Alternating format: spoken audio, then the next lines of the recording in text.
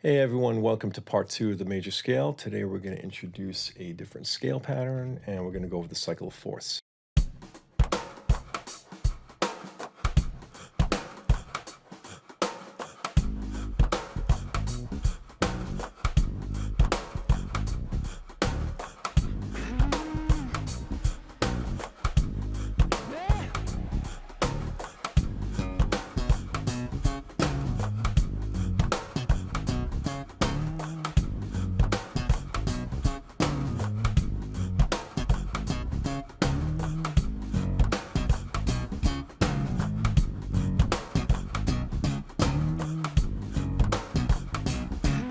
Hey everyone, welcome to part 2 of the major scale. Today we're going to introduce a different scale pattern and we're going to go over the cycle of fourths as well.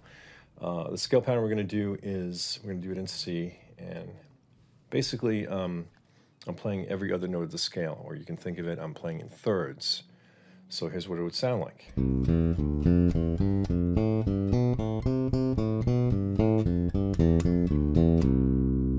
And if you want to look at it digitally, we're skipping every other note. So we're going root, third, then second, fourth, then third, fifth, fourth, sixth, fifth, seventh, and then sixth, and then root.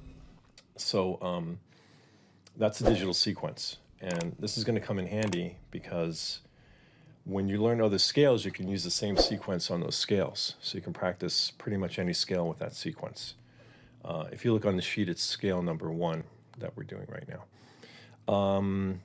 It kind of comes out in 6 if you put the metronome on. So I'm going to put the metronome on without accenting any beats. So in other words, you just hear every beat the same. Just makes it a little easier. Let's try this. I'm going to play quarter notes.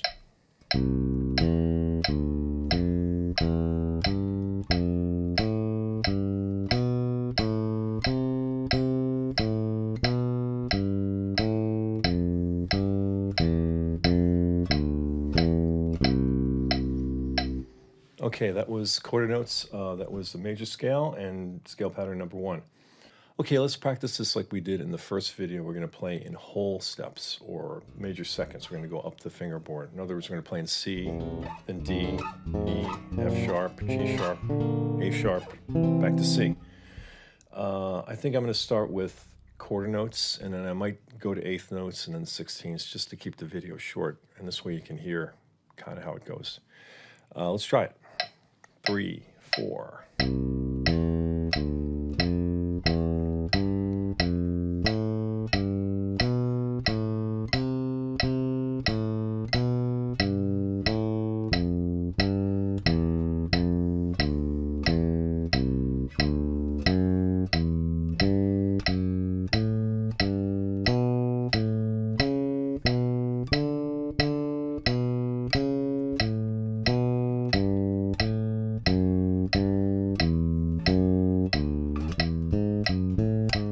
Eighth notes.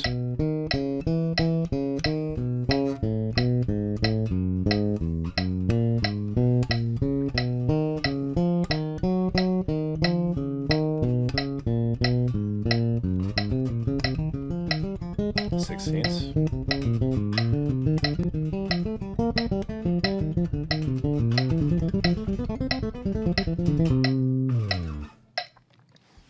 So the last one I did was sextuplets, which are 6 notes per beat. So it'd be 1, 2, 3, 4, 5, 6, 1, 2, 3, 4, 5, 6.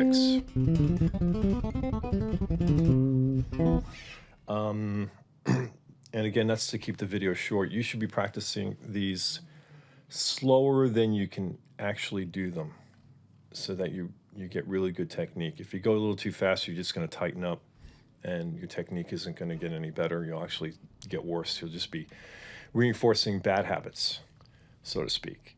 Now let's talk about, we're playing things really accurately. We're playing every single note.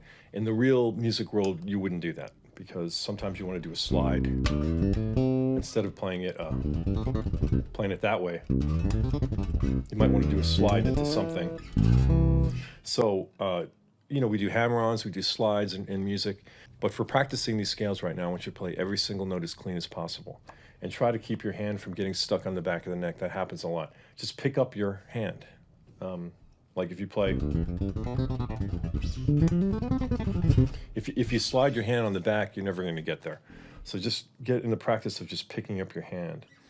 And I learned that from a clinic, actually, Frank and Bali clinic. I was on tour with Frank and Bali and Steve Smith. Ladies and gentlemen, please a warm welcome for Frank and Bali, Steve Smith, Ric Fierabracci. In Italy, I think, in around 2000 or 2001 maybe, somewhere around there.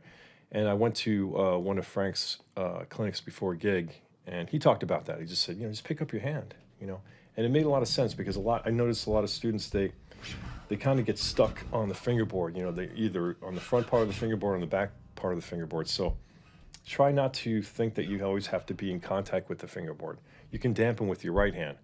Try to, just get in the practice of doing things like this. Just move a whole octave. I was doing major 7 arpeggios there. We'll talk about that later as well. Another thing that is very helpful is to practice in front of a mirror, because you'll see if your body is tensing up in a weird way. You'll be able to notice that. In a lot of ways, we're our best teachers that way. So if you can get a mirror, a cheap mirror, Bed Bath & Beyond or something like that, $10, $15, any kind of like door mirror, a vertical mirror, that'll work as well. That'll really help your technique. And that's been going on. I think musicians have been doing that for hundreds of years just to really perfect their technique. Okay, let's talk about the cycle of force now. The cycle of force is basically how a lot of music moves in Western civilization. What I mean by that is, let's say you're playing a blues, right?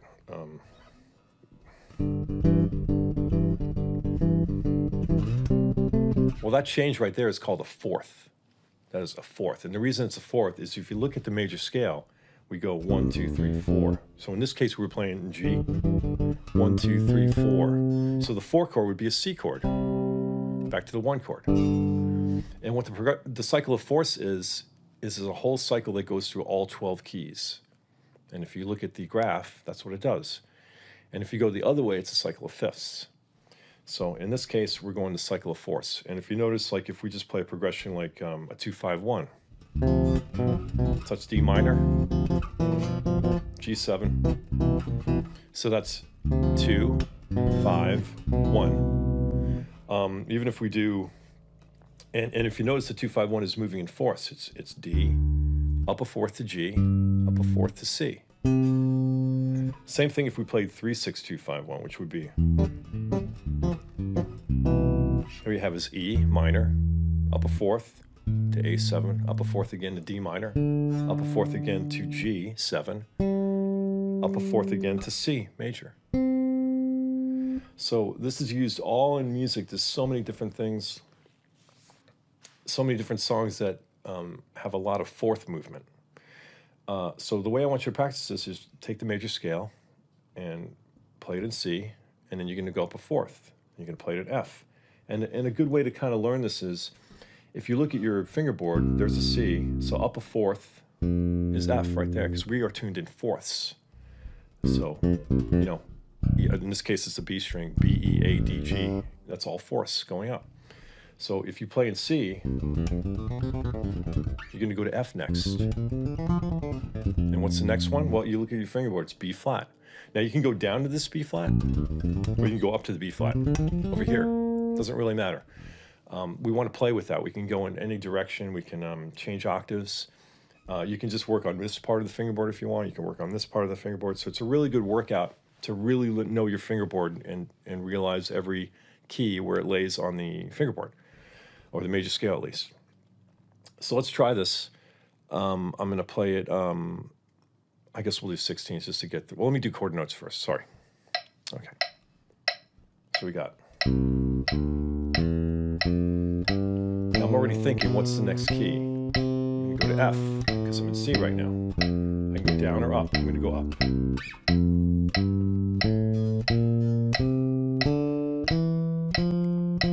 I'm already thinking, B flat's next. I'm going to go to eighth notes now.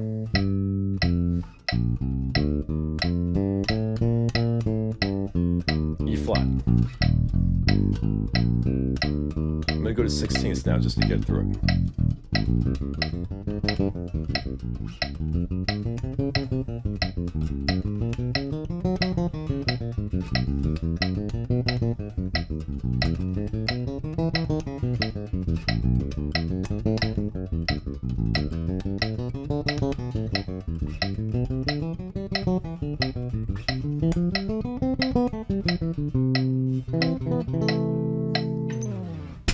So that was all 12 keys that I went through.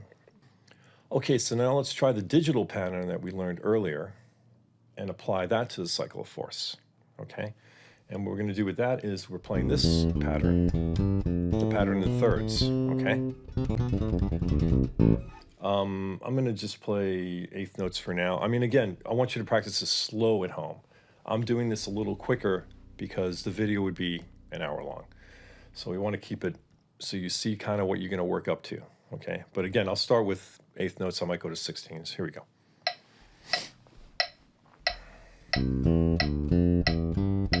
So these are eighth notes.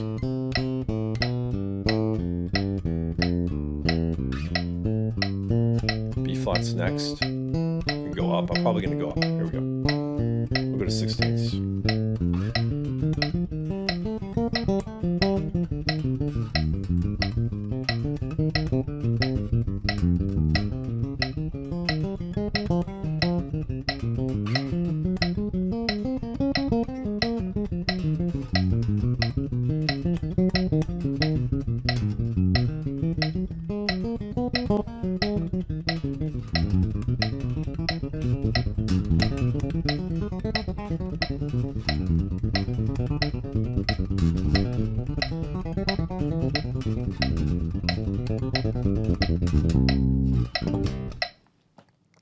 Okay, at the end I went to septuplets there, just to get through it a little quicker.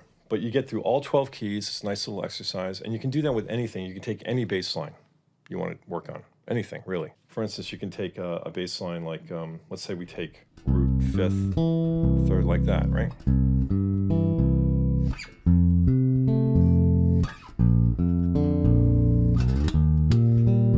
So what I did there is I'm just playing root, fifth, third, going up a fourth, going up a fourth again. So I'm basically playing major chords, playing the actual voicing for a major chord. So try that with anything. You can try, you can take any bass line you want, and you can do that. I remember at University of Miami.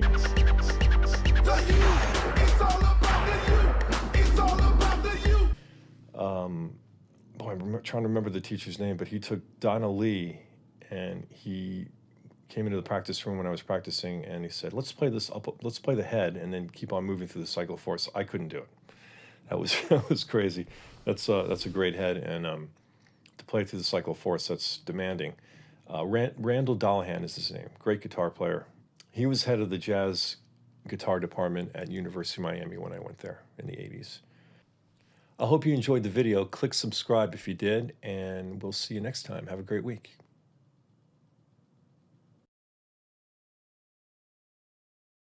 Mullet!